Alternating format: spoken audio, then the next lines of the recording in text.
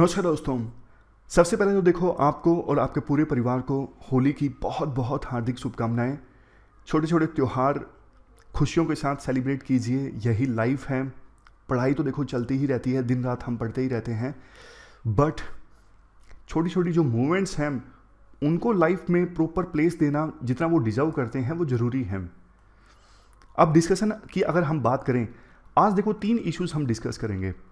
ये stray dogs वाला issue तो हमने डिस्कस कर लिया था टाइम्स ऑफ इंडिया से उठा के, वही बिल्कुल छोटा सा आर्टिकल द हिंदू में आया है, इतने पॉइंट्स नहीं है। एक तो एक्टिव नॉन अलाइनमेंट वाला आर्टिकल हम डिस्कस करेंगे, 2 और आर्टिकल डिस्कस करेंगे, एक एक्सपोर्ट के प्रमोशन से संबंधित, और इसके अलावा एक आर्टिकल आज हम डिस्कस करेंगे बड़ा सारा, हमारे देश में पूरा सिटीज़ के नाम चेंज करने की जो पॉलिटिक्स होती है कितनी सही कितनी गलत है। हाल ही में सुप्रीम कोर्ट में एक पिटीशन फाइल की गई थी इस इशू से संबंधित, लेकिन कोर्ट ने वार्निंग दे दी। क्या है ये पूरा इशू, डिटेल से डिस्कस करते हैं। चलिए डिस्कशन स्टार्ट करते हैं। फर्स्ट इंपोर्टेंट आर्टिकल, हमारे देश में वेरियस सिटीज़ और प्लेसेस के नाम बदले जाने से संबंधित है। आप जीएस पेपर सेकंड के इस टॉपिक से आर्टिकल को रिलेट कर सकते हो। क्या कंटेस्ट है? देखो, सुप्रीम कोर्ट में ना हाल ही में एक पिटीशन फाइल की गई थी जिसमें यह कहा गया कि इन्वेडर्स के आने से पहले, आपको पता है हमारे देश के ऊपर बहुत सारे इन्वेडर्स ने इन्वेड किया, जैसे अहमद शाह अब्दाली जैसे जो लोग हैं। तो इन्वेडर्स के आने से पहले एंशियंट इंडिया में जो सिटीज़ और प्लेसेस के नाम है ना, वही नाम रिस्टोर कर दिए जाएं। ये पिटिशनर ने पिटीशन फाइल की थी सुप्रीम कोर्ट में। पिटिशनर ने यह भी कहा, हिंदुइज्म का जो नेचर है ना, बेनेवलेंट है, मतलब दयालु है। इस वजह से अफगानिस्तान में, पाकिस्तान में हिंदुइज्म पूरी तरह से मिट गया है, नाम मात्र के लोग रह गए हैं अफगानिस्तान में, पाकिस्तान में जो हिंदू हैं, जो हिंदुइज्म को प्रीच करते हैं। लेकिन कोर्ट ने ना इस पिटीशन को डिसमिस कर दिया। कोर्ट ने कहा कि आप देखो, पास्ट के प्रिजनर बन के नहीं रह सकते, मतलब पास्ट में जो कुछ हुआ उसके कैदी बन के आप नहीं रह सकते। ये तो वही बात होगी कुछ पॉलिटिशियंस जो करते हैं, इतिहास को सिलेक्टिवली प्रोवोक करते हैं ताकि वोटर्स को मोबिलाइज किया जा सके।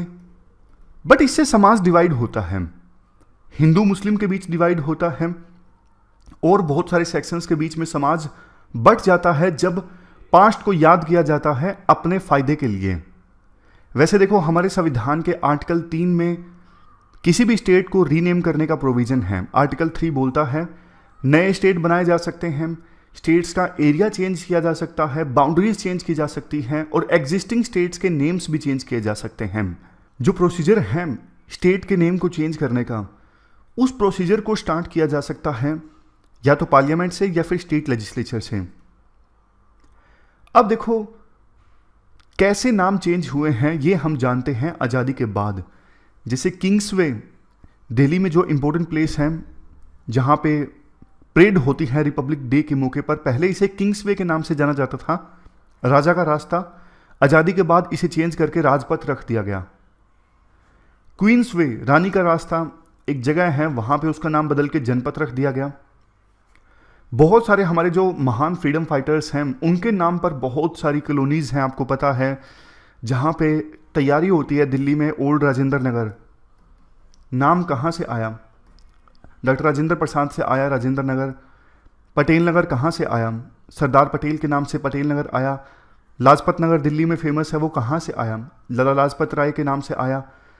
तो इस प्रकार से अनेकों जगह ऐसी हैं जहाँ पर पहले नाम वायसराय या फिर ब्रिटिश किंग्स क्वींस के नाम पर हुआ करते थे, बट बाद में नाम चेंज करके हमारे जो महान फ्रीडम फाइटर्स हैं उनके नाम पर उन जगहों का नाम रख दिया गया। ये कुछ फेमस लोकेशंस हैं जिनका नाम हाल फिलहाल में बदला गया। इलाहाबाद का नाम प्रयागराज, फैजाबाद डिस्ट्रिक्ट का नाम अयोध्या, मुगल सराय का नाम दीनदयाल उपाध्याय नगर। लिस्ट लंबी है लेकिन आपको सिर्फ एग्जाम्पल के लिए 2-3 याद रखने की आवश्यकता है। अब होता क्या है, बहुत बार देखो लिंग्विस्टिक करेक्टनेस के लिए सिटीज़ का नाम चेंज कर दिया जाता है। जैसे ब्रिटिशर्स ने हमारे देश में रूल किया तो ब्रिटिश ईरा में कुछ सिटीज़ को गलत नाम से पुकारा जाने लगा। जैसे बॉम्बे जो लिंग्विस्टिकली गलत है, तो इसे ठीक करना पड़ा, इसे अब मुंबई के नाम से जाना जाता है। बेंगलोर पहले जाना जाता था जो लिंग्विस्टिकली गलत है, लैंग्वेज के हिसाब से देखें तो गलत है, इसको अब आज के समय में बेंगलुरु के नाम से जाना जाता है, मद्रास को चेन्नई के नाम से, कलकत्ता को कोलकाता के नाम से। ब्रिटिशर्स ने जब देश में रूल किया था ना, कुछ सिटीज़ का नाम गलत हो गया लिंग्विस्टिकली, यानी लैंग्वेज के हिसाब से गलत हो गया, तो उसे ठीक किया जाता है। अब इसके बाद कई बार रीजनल हीरोज़ के नाम पर प्रोजेक्ट का नाम रखा जाता है ताकि लोकल लोग जो हैं लोकल हीरो को याद रखें, सम्मान दें। जैसे देखो, विक्टोरिया टर्मिनस का नाम चेंज करके शिवाजी छत्रपति टर्मिनस रख दिया गया। और भी बहुत सारे ऐसे प्रोजेक्ट्स हैं जिनका नाम रखा गया है रीजनल हीरोज़ के नाम पर। नेक्स्ट, कई बार कोई पॉलिटिकल पार्टी जो सत्ता में होती है अपने फायदे के हिसाब से नाम रख देती है। जैसे कनॉट प्लेस का नाम राजीव चौक रख दिया गया पूर्व प्रधानमंत्री राजीव गांधी के नाम पर। यूपी सरकार ने काफ़ी सारे नाम चेंज किए। उसमें देखो पॉलिटिक्स भी इन्वॉल्व होती हैं, अगर सीधा सीधा बोले। जैसे कि कई बार किसी एक वर्ग के वोट्स को मोबिलाइज करने के लिए, फॉर एग्जांपल हिंदू वोट्स को मोबिलाइज करने के लिए सिटी का नाम चेंज कर दिया जाता है। इसके बाद आर्टिकल में कहा जाता है, देखो कई बार नाम चेंज करना सही भी है, जैसा हमने बहुत सारे पॉइंट्स डिस्कस किए। कॉलोनियल जो लिगेसी है उसे छुटकारा पाने के लिए नाम चेंज किया जाता है, तो कुछ गलत नहीं है। वैसे भी अब इंडिया जितना तेज़ी से डेवलप हो रहा है, आने वाले सालों में अर्बन पॉपुलेशन का शेयर 50% तक हो जाएगा। बहुत सारे नए प्रोजेक्ट्स बनेंगे, नई सारी सिटीज़ इस्टाब्लिश होंगी, उनको नाम देने की आवश्यकता पड़ेगी। तो ये सब चीज़ें ध्यान में रख के नाम दिए जाते हैं। जैसे किसी ने हमारे समाज में काफ़ी ज़्यादा कंट्रीब्यूट किया है, फॉर एग्जांपल अब्दुल कलाम साहब ने, तो इन महान लोगों के नाम पे अगर किसी जगह का नाम रखा जाता है तो कुछ गलत नहीं है। बट देखो, वोट बैंक को देखते हुए या फिर ऐसा कोई नाम रखने से जिससे समाज डिवाइड हो, ऐसा नाम नहीं रखना चाहिए। और नाम रखना पॉलिटिकल रेजीम से रिलेटेड नहीं होना चाहिए। जैसे एक पार्टी आई नाम चेंज कर दिया, दूसरी पार्टी आई फिर से नाम चेंज कर दिया, ये नहीं होना चाहिए। पॉइंट समझ गए आप ना? वोट बैंक पॉलिटिक्स नहीं होनी चाहिए। अब जैसे कुछ नाम बदले जाते हैं, फॉर एग्जांपल कल्चर को प्रिजर्व करने के लिए गुड़गांव का नाम गुरुग्राम रख दिया गया। ये भी नाम चेंज होना एक प्रॉपर मैकेनिज्म के साथ हो, ऐसा नहीं कि विम्स एंड फैंसीज के हिसाब से कोई कंट्रोवर्सी हुई, बाद में किसी कम्युनिटी को नीचा दिखाने के लिए नाम चेंज कर दिया, ऐसा नहीं होना चाहिए। अब कुछ डिसएडवांटेजेस भी हैं, बार बार नाम चेंज किए जाते हैं। जैसे एक तो लोगों के मन में कन्फ्यूजन पैदा होता है, और नाम चेंज करने से ऐसा तो है नहीं शहर की सिचुएशन चेंज हो जाती है। शहर तो देखो वैसा का वैसा ही रहता है। अब कुछ लोग तो पुराने नाम से ही शहर को जानते हैं। वाराणसी बेशक ऑफिशियल नाम हो हिस्टोरिकल सिटी का, लेकिन आइडिया अभी भी बनारसी है। बनारस के नाम से पुराने लोग जानते हैं, चीज़ें बिकती हैं बनारसी साड़ी जैसे। कल्चरल जिनोसाइड, ये वो पॉइंट है। कई बार ऐसा होता है पॉलिटिक्स के चलते जो नाम चेंज किए जाते हैं ना, उससे एक कम्युनिटी फिर ऐसा महसूस करने लगती है कि क्या हमारा कोई कंट्रीब्यूशन ही नहीं है देश के इतिहास में, हमको नीचा दिखाया जा रहा है। ये नहीं होना चाहिए। और इकोनॉमिक कॉस्ट भी होती है नाम चेंज करने की। हर जगह नाम चेंज करना, बिल्डिंग्स पे, सरकारी जो बिल्डिंग्स है वहाँ पे, पेपर्स में बहुत पैसा लगता है। वे फॉरवर्ड में कहा जाता है, देखो कोर्ट ने वार्निंग दी इस केस में कि संविधान के प्रियम्बल में जो फ्रेटर्निटी की बात कही गई है ना, भाईचारा होना चाहिए समाज के विभिन्न कम्युनिटीज़ के बीच में, उस भाईचारा को मेंटेन करने की आवश्यकता है। लेकिन नाम बार बार चेंज करने से ना भाईचारा में टूट आती है। सोसाइटीज़ को, प्रेजेंट सोसाइटीज़ को री एजुकेट करने की आवश्यकता है, ना कि नाम चेंज करने की आवश्यकता है। नाम मतलब री एजुकेट मतलब ऐसा कि पास्ट में ऐसी गलतियां की गई हैं, उन गलतियों को नहीं दोहराना है, ऐसी वैल्यूज़ को फिर से सिखाने की आवश्यकता है। पॉलिटिक्स इन सब चीज़ों से दूर रखो, और अगर नाम चेंज भी हो तो प्रॉपर फिलोसफी के हिसाब से हो। ऐसा नहीं कि जब मर्जी आया किसी सिटी का नाम चेंज कर दिया। फॉरेन कंट्रीज से सीखना चाहिए। फॉरेन कंट्रीज़ में देखो नाम जैसे लोकल जगहों के नाम पे होते हैं, जैसे Amsterdam airport, Beijing airport, Dubai airport, ऐसे सिंपली नेचर के नाम पे होते हैं। जैसे कैलिफोर्निया साइड में आपने देखा होगा बहुत सारी जगहों का नाम ओक स्ट्रीट होता है, पेड़ों के नाम पे, नेचर के नाम पे। तो वैसा ही कुछ हम भी कर सकते हैं। और सबसे लास्ट में तो देखो नाम में कुछ नहीं पड़ा है इतना ज़्यादा, ग्रोथ पे प्रायोरिटी होनी चाहिए। सिटीज़ को कैसे डेवलप किया जाए, गरीबी को कैसे ख़त्म किया जाए, इन चीज़ों पे ज़्यादा फोकस होना चाहिए। तो ये पूरा आर्टिकल हमने डिस्कस किया नाम को चेंज करने की पॉलिटिक्स से संबंधित। चलते हैं आगे। इसके बाद नेक्स्ट आर्टिकल इंडिया के एक्सपोर्ट में अच्छा परफॉर्म करने से संबंधित है। आप जीएस पेपर 3 के इस टॉपिक से आर्टिकल को रिलेट कर सकते हो। क्या कंटेस्ट है? देखो, इंडिया एक्सपोर्ट में अच्छा कर रहा है और एक्सपोर्ट का इंडिया की इकोनॉमी में कंट्रीब्यूशन बढ़ रहा है, जो कि अच्छी बात है। जैसे देखो, वैसे ग्लोबल इकोनॉमिक सिचुएशन ठीक नहीं है, बावजूद इसके इंडिया का जो ओवरऑल एक्सपोर्ट है ना, ड्यूरिंग अप्रैल से लेकर जनवरी 2022-23 $641 बिलियन रहा, जो पिछले साल के अपेक्षाकृत 17.33% ज़्यादा है। 2021-22 में इंडिया का एक्सपोर्ट कितना रहा? $422 बिलियन, जो पिछले साल के अपेक्षाकृत 45% ज़्यादा है। उस समय देखो कोविड चल रहा था, बहुत सारे एक्सपर्ट्स ने कहा था कि एक्सपोर्ट डाउन होने वाला है, लेकिन इंडिया ने अपनी सप्लाई चेन्स को ठीक से संभाला। मतलब दूसरे देशों से कुछ इंपोर्ट कर रहा था तो उसका अल्टरनेटिव खोजा जल्दी से, सप्लाई चेन्स को ज़्यादा ना ब्रेक नहीं होने दिया। इस वजह से इंडिया का एक्सपोर्ट ठीक ठाक रहा, इवन कोविड के दौरान भी।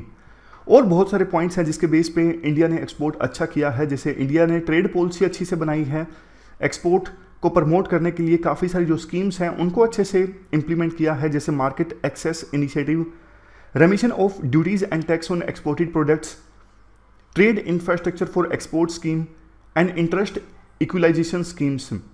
तो ये सारी जो स्कीम्स हैं एक्सपोर्ट को प्रमोट करने से संबंधित हैं, इनका इम्प्लीमेंटेशन ठीक ठाक हुआ है। प्रोडक्शन लिंक्ड इंसेंटिव स्कीम, हमारे देश में मैन्युफैक्चरिंग को प्रमोट करने के लिए स्कीम है प्रोडक्शन लिंक्ड इंसेंटिव स्कीम। इससे हमारे देश में मैन्युफैक्चरिंग इंक्रीज हुई है, खास करके उन सेक्टर्स में जिनके लिए ये स्कीम लॉन्च की गई थी। फॉर एग्जांपल इलेक्ट्रॉनिक्स सेक्टर है, इलेक्ट्रॉनिक्स के लिए ये production linked incentive scheme launch की गई थी कि ज़्यादा प्रोडक्शन करने पर आपको इंसेंटिव मिलेगा। तो इलेक्ट्रॉनिक सेक्टर से एक्सपोर्ट भी इंक्रीज हुआ है। जैसे मोबाइल का एग्जांपल दिया जाता है, मोबाइल फोन्स का जो एक्सपोर्ट है इस साल $10 बिलियन तक पहुंच सकता है, जो कि काफ़ी अच्छी बात है इंडिया की इकोनॉमी के लिए। नेक्स्ट है लॉजिस्टिक। लॉजिस्टिक मतलब एक स्थान से दूसरे स्थान पर सामान को भेजना। पहले इंफ्रास्ट्रक्चर इंडिया में वीक हुआ करता था, बट आज के समय में इंफ्रास्ट्रक्चर पहले से काफ़ी ठीक हुआ है। हर जगह आपने देखा होगा नए नए रोड्स बन रहे हैं। जैसे दिल्ली से मुंबई हाईवे तक बन रहा है, दिल्ली से मुंबई जाना रोड से 12-13 घंटे में पहुंचा जा सकेगा।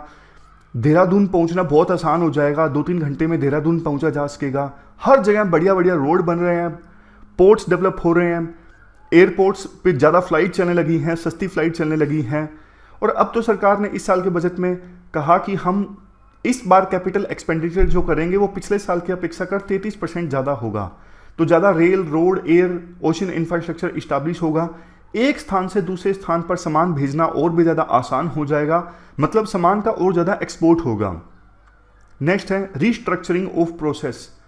देखो पहले क्या हुआ करता था, ministry of commerce for example export के लिए जिम्मेदार है। अब इसमें भी ना काफ़ी सारी अलग अलग डिपार्टमेंट्स, उनके बीच में वर्क एलोकेशन काफ़ी कॉम्प्लेक्स होता था। लेकिन अब ना मिनिस्ट्री ऑफ कॉमर्स के अंदर भी वर्क एलोकेशन काफ़ी ज़्यादा आसान बना दिया गया है। तो डेटा इकट्ठा करना कि कौन सी चीज़ का एक्सपोर्ट ज़्यादा होता है, कहाँ पे होता है, कैसा एक्सपोर्ट होता है, सारा डेटा आसानी से उपलब्ध है। तो जो एक्सपोर्टर्स हैं उनके लिए डेटा आसानी से उपलब्ध है, वो डेटा के आधार पर डिसीजन ले सकते हैं कि कहाँ पे उन्हें एक्सपोर्ट करना है, किस चीज़ का एक्सपोर्ट किस साल में कितना हुआ। ये चीज़ें ना, ये डेटा बहुत ज़्यादा इंपॉर्टेंट होता है डिसीजन लेने में, कहाँ किस चीज़ की डिमांड है। तो ये सब चीज़ें अब लेटेस्ट टेक्नोलॉजीज़ की सहायता से ना आसानी से उपलब्ध है। सारी इंफॉर्मेशन, सारा डेटा आसानी से उपलब्ध है जनता के लिए। नेक्स्ट है work with state governments. Ministry of commerce state governments के साथ भी मिलकर काम कर रहा है, इवन डिस्ट्रिक्ट लेवल तक। कई बार किसी डिस्ट्रिक्ट में कोई चीज़ की मैन्युफैक्चरिंग ज़्यादा होती है, तो वहाँ से जो मैन्युफैक्चरर हैं कैसे उस चीज़ को दूसरे देश में आसानी से एक्सपोर्ट कर सकते हैं, ये इंश्योर करने के लिए ministry of commerce state governments के साथ मिलकर काम कर रहा है। नेक्स्ट, इवन हर एक स्टेट को बोला गया है कि आप भी अपनी एक्सपोर्ट प्रमोशन की स्ट्रेटजी बनाइए। और इवन जो अलग अलग देशों में हमारे मिशंस हैं ना, एम्बेसीज हैं, उनको भी बोला गया है कि आप बताइए कि यहाँ पे क्या बिकता है, किस चीज़ की डिमांड है, उसको फिर ना मैप किया जा सके इंडिया में मैन्युफैक्चरर के साथ, और हमारे मैन्युफैक्चरर वहाँ पे भी सामान भेज के जो इन्फॉर्मेशन आपने दी है उसके हिसाब से। एम्बेसीज वैसे मदद भी करती हैं कि इंडियन सामान की एंट्री उन देशों में आसानी से हो सके। नेक्स्ट है फ्री ट्रेड एग्रीमेंट। पहले देखो कई सारे देशों के साथ में ना फ्री ट्रेड एग्रीमेंट था, उतना अच्छा नहीं होता था, बल्कि नुकसान होता था इंडिया को काफ़ी सारे पुराने किए हुए फ्री ट्रेड एग्रीमेंट्स के कारण। इंडिया ने बहुत सारे फ्री ट्रेड एग्रीमेंट्स को री एग्जामिन किया।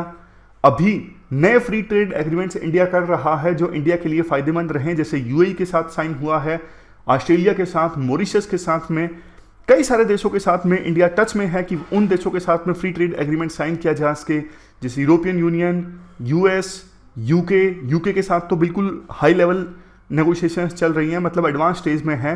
तो ये सारे पॉइंट्स हमने डिस्कस किए जिसके बेस पे इंडिया का जो एक्सपोर्ट है ना पिछले कुछ समय में इंक्रीज हुआ है। अब इसके बाद नेक्स्ट जो आर्टिकल है वो एक्टिव नॉन अलाइनमेंट से संबंधित है यूक्रेन पीस के लिए। आप जीएस पेपर सेकंड के इस टॉपिक से आर्टिकल को रिलेट कर सकते हो। नॉन अलाइन मूवमेंट आपको पता है कोल्ड वार के दौरान चली थी। उस समय एक तरफ यूएसए के एलाई कंट्रीज, दूसरी तरफ यूएसएसआर, इंडिया, इजिप्ट, इंडोनेशिया, इन सब ने मिलकर नॉन अलाइन मूवमेंट को स्प्रेड किया था। उस समय मकसद ये था, ये देश जो नॉन अलाइन मूवमेंट में शामिल थे ना, नैम में, वो ये बताना चाहते थे वर्ल्ड को, ना तो हम यूएसए के ग्रुप में शामिल हैं ना ही यूएसएसआर के ग्रुप में शामिल हैं, हम न्यूट्रल हैं। इंडिया ने अपनी फॉरेन पॉलिसी में नॉन अलाइनमेंट को अपनाया। नेहरू को ये कहना था कि हमारे हिसाब से नॉन अलाइनमेंट का मतलब ये नहीं है कि बिल्कुल आप न्यूट्रल हो। नॉन अलाइनमेंट का मतलब ये है कि आप केस के बेसिस पे स्टैंड ले रहे हो, हर इशू के बेस पे आप स्टैंड ले रहे हो कि आप किस साइड हो। अब कंटेक्स्ट ये है, हाल ही में ना म्यूनिक में नाटो की मीटिंग हुई थी। उसमें ना नाटो के देश इस बात को लेकर हैरान थे कि जो थर्ड वर्ल्ड कंट्रीज है ना, ग्लोबल साउथ में जो देश आते हैं थर्ड वर्ल्ड के, यानी लैटिन अमेरिका के, अफ्रीका के, एशिया के, ये देश पूरी तरह से वेस्ट का साथ नहीं दे रहे हैं यूक्रेन के इशू पर। ऐसा क्यों? देखो, ऐसा इसलिए क्योंकि ना लैटिन अमेरिका, एशिया, अफ्रीका, इन कॉन्टिनेंट्स के देशों को ये लगता है, बहुत सारे देशों को, कि हमारे साथ भी ना पास्ट में कोई ना कोई वार हुआ है। जैसे इंडिया भी 4 वार में शामिल हुआ है, हर एक देश ऑलमोस्ट किसी ना किसी वार में शामिल हुआ है। तब तो वेस्टर्न कंट्रीज ने उनका साथ नहीं दिया कि आज वो एक्सपेक्ट कर रहे हैं कि ग्लोबल साउथ के देश, डेवलपिंग कंट्रीज हमारा साथ दें। ये तो दोगलापन हो गया ना एक प्रकार से। जैसे हमारे विदेश मंत्री ने एक स्टेटमेंट दी थी जो अपने आप में काफ़ी महत्वपूर्ण है। उन्होंने बोला था कि यूरोप को ना इस माइंडसेट से अब बाहर आ जाना चाहिए कि यूरोप की प्रॉब्लम्स जो हैं पूरे वर्ल्ड की प्रॉब्लम्स हैं। रशिया ने यूक्रेन के ऊपर अटैक किया तो पूरे वर्ल्ड की दिक्कत है, लेकिन पूरे वर्ल्ड की दिक्कत यूरोप की दिक्कत नहीं है। एशिया के किसी देश में युद्ध हुआ, वो यूरोप की दिक्कत नहीं है। इस माइंडसेट से अब यूरोप को बाहर आ जाना चाहिए। अब बात करते हैं ये जो एक्टिव नॉन अलाइनमेंट का कंसेप्ट है ना, क्या है। देखो, ये पुराना जो नॉन अलाइन मूवमेंट है ना, उसी से निकल के आता है, बस इसमें एक्टिव वर्ड जुड़ गया है। एक्टिव वर्ड का मतलब वही है जो मैंने शुरुआत में आपको बताया, जो नेहरू कहा करते थे कि हम एक्टिवली डिसाइड करेंगे कि किस इशू पर हमारा क्या स्टैंड है, बजाय कि ओवरऑल किसी ग्रुप में हम शामिल हो गए। एक्टिव नॉन अलाइनमेंट यानी ANA, ये लैटिन अमेरिका में आजकल काफ़ी चल रही है। वहाँ पे देखो, अभी नया कोल्ड वार क्या है यूएस और चाइना के बीच में। दोनों लैटिन अमेरिका को अपने पाले में लेना चाहते हैं, बट लैटिन अमेरिका के कंट्री समझदार हैं, वो ANA की पॉलिसीज फॉलो कर रहे हैं। वो किसी भी ग्रुप में शामिल नहीं होना चाहते, ना तो यूएस में ना चाइना में। जैसे यूएस ने प्रेशर डाला कि आप चाइना की जो हुआई कंपनी है ना, उसके 5G ट्रायल मत होने दीजिए अपने देशों में, लेकिन यूएसए की बात को नहीं माना लैटिन अमेरिकन कंट्रीज़ ने। और लैटिन अमेरिकन कंट्रीज़ चाइना के दबाव में भी नहीं आना चाहते। वो चाइना की इकोनॉमी का फ़ायदा तो उठाना चाहते हैं, लेकिन चाइना के कहने पर बिल्कुल पूरी तरह से यूएसए के खिलाफ नहीं जाना चाहते। वो पॉलिसी फॉलो करना चाहते हैं ANA, एक्टिव नॉन अलाइनमेंट, ताकि वो किसी ग्रुप में शामिल ना हो और इशू के बेस पे वो स्टैंड ले सकें। इसके बाद लास्ट में आर्टिकल में ये बोला जाता है, देखो आज ना जो यूक्रेन वार चल रहा है, इसके क्या रिजल्ट निकल सकते हैं। एक तो ये कि वेस्ट जीत जाए, रशिया पूरी तरह से कमज़ोर हो जाए। दूसरा ये, रशिया अपने मकसद में कामयाब हो जाए। तीसरा ये, कोई ऐसी आउटकम निकले जो सबके लिए विन विन हो, मतलब रशिया और यूक्रेन दोनों उस आउटकम पे मान जाएं। और ये काम ना इंडिया जैसे देश कर सकते हैं। जैसे ब्रिक्स में देखो, चाइना है, रशिया है, साउथ अफ्रीका है। ये देश क्या है, ये देश मीडिएटेड आउटकम नहीं निकलवा सकते। इंडिया आज के समय में ऐसी सिचुएशन में है जिसकी वेस्ट से भी बनती है, रशिया से भी बनती है। इंडिया उस प्लेटफॉर्म पे आज है, क्योंकि G20 की प्रेसिडेंसी इंडिया के पास में है, तो इंडिया ANA का एग्जाम्पल देते हुए पीस ब्रोकर करवा सकता है रशिया और यूक्रेन के बीच। तो फिर जो बात हम हमेशा से करते हैं कि इंडिया वर्ल्ड में ग्लोबल लीडर की संज्ञा चाहता है, वो इंडिया की हसरत पूरी हो जाएगी अगर इंडिया इस वार को रुकवा देता है अपने एक्टिव एफर्ट्स के साथ में। ये होगा ट्रू ANA यानी एक्टिव नॉन अलाइनमेंट। तो ये हमने पूरा आर्टिकल डिस्कस किया। हमारी आज की इस डिस्कशन में इतना ही है। आज 3 इश्यूज को हमने डिस्कस किया। होली की फिर से आपको हार्दिक शुभकामनाएं। Thank you very much for discussion.